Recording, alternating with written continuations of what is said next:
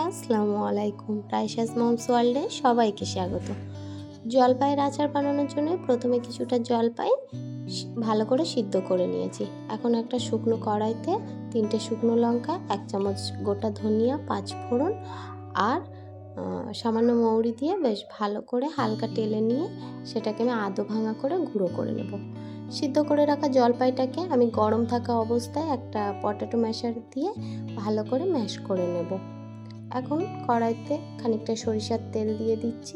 1 কাপের মতন সরিষার তেল দিয়েছি আর দিয়েছি 2টো শুকনো লঙ্কা, 1 চামচের মতন মৌরি আর 1 চামচ 5 ফোড়ন। এখন এই গোটা মশলাটাকে একটু ভেজে নিয়ে দিয়ে দেব সিদ্ধ করে রাখা জলপাইগুলো।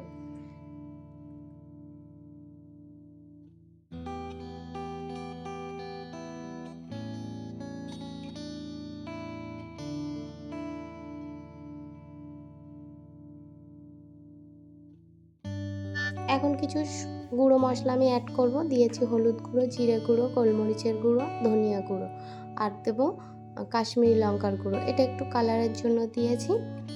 বেশ ভালো করে নেড়ে চেড়ে নেব।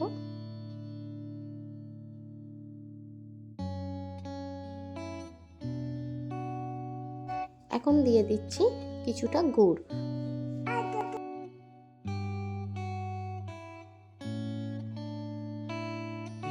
গুড়টা দেওয়ার পরে আবারও সমস্ত উপকরণ বেশ ভালোভাবে মিশিয়ে নেব।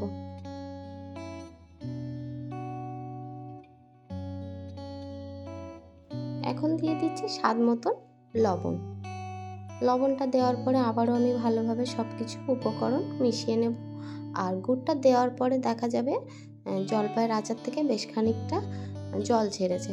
এখন আমি যে মশলাটা গুঁড়ো করে রেখেছিলাম সেই মশলাটার থেকে হাফ আমি এখানে ব্যবহার করছি আর কিছুটা আমি রেখে দিয়েছি। তারপর দিয়ে দিচ্ছি সামান্য বিট লবণ। বিট লবণ দিলে আচারের টেস্টটা আরও অনেক ভালো হয়। তারপরে যেহেতু আচারটাকে আমি অনেক দিন সংগ্রহ করব বা রেখে দেবো, তার জন্য আমি এখানে ভিনিগার ব্যবহার করেছি।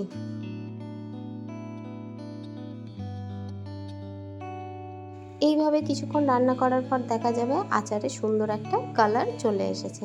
তখন আমি বাকি যে অর্ধেক মশলাটা রেখে দিয়েছিলাম সেই মশলাটা দিয়ে নামিয়ে নেব। তো তৈরি হয়ে গেল আমাদের লোভনীয় স্বাদের জলপাইয়ের আচার। যদি রেসিপিটি কারোর ভালো লেগে থাকে অবশ্যই চ্যানেলটিকে সাবস্ক্রাইব করবেন আর লাইক, কমেন্ট, শেয়ার করবেন। সবাই ভালো থাকবেন, সুস্থ থাকবেন। আর এই সিজনে প্রচুর জলপাই পাওয়া যায়, তাই দেরি না করে এখনই জলপাইয়ের আচার বানিয়ে নিন। সবাই ভালো থাকবেন। আল্লাহ হাফেজ।